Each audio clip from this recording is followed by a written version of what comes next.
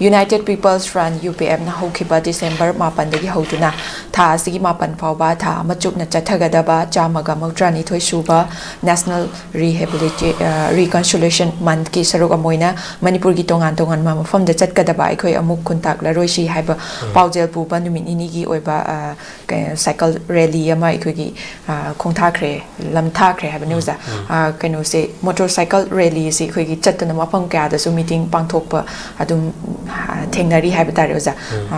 khongchat ase kamaina yengbe oza tentakna thambi oshilako tajida Manipur puari da khwaidagi maruiba historical event ama episode ama hairagadi hairiba January 8 ga mari leinaba ko 1825 ki kana siniko matamgi wari sin 1825 ki wari ni Gambhir Singh Maharaj ko even mahakshi koi 1788 ta popanupa mani Bhagasandra Maharaj ki ko iton ton macha hai batare ko aduna mahakshi matik mathona yamna leiba aduga koi gi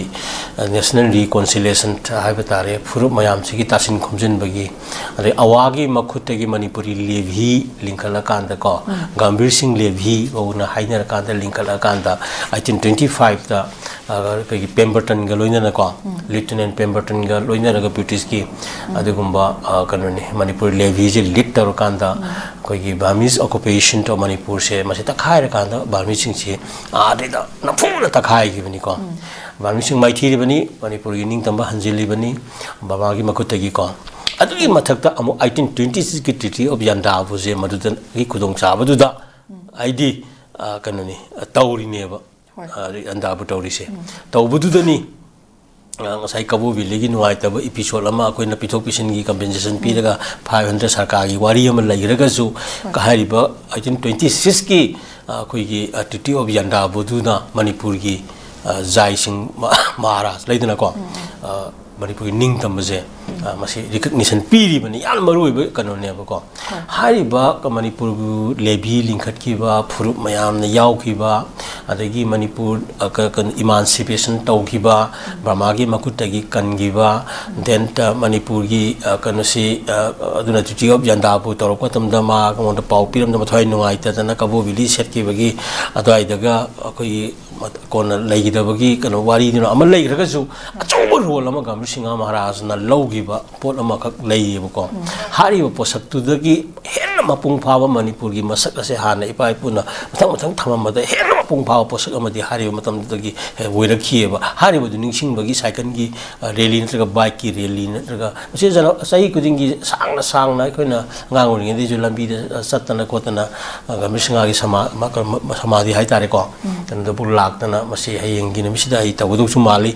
stereo function su dum lai grabani aduna hai bagi kanu se sigum basi akoi gi tumin na khabar gi masi da khara yaw ko top na taba namisi gu Manipur mi am khub na furup mayam na sigum basi taw kai do gi hai bani da ai din da function lama taw bu da ngasai gi hoi sei bu taw dia artist mayam ju jadi ko sei nong mai ga gi ka birthday adu ada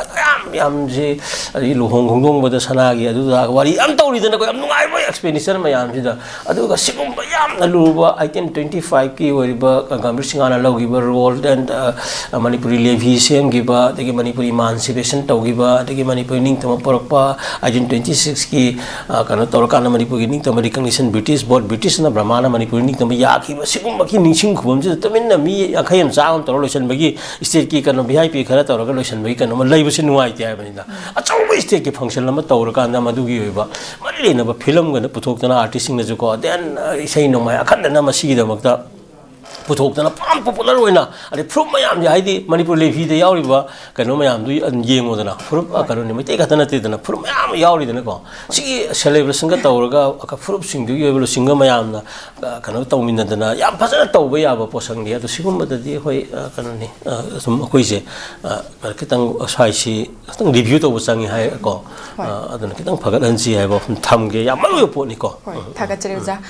mamal yam da ba ofong kyam su thambire jagi chilla matam kyam su kai thok pidana thora ma si bomba pung phan bi bagi da ma taw jabu haninga leitana thaga chre ja